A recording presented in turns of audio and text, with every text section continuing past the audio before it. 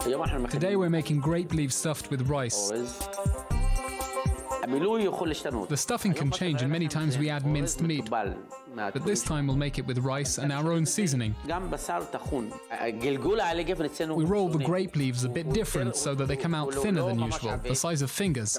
You can tell by the grape leaves in which area they were made.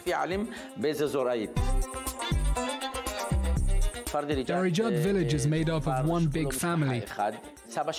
My grandfather arrived here in 1840 with his 5 sons and 3 daughters. He managed to buy land here, and the next thing he did was dig 5 caves. Why caves? Because he was a fallah, peasant.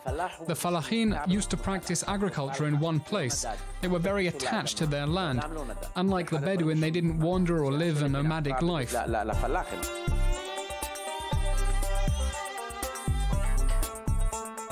Up until 1963, everyone in this village lived in caves, together with their animals, sheep, camels, cows.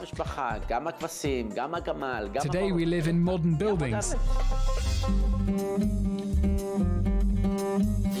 Everything is within reach. You open the fridge and there's all the food you need.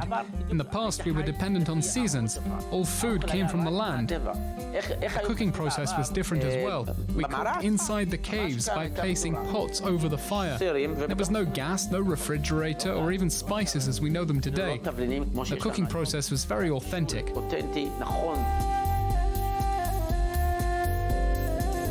Some of the dishes from the past remain the same.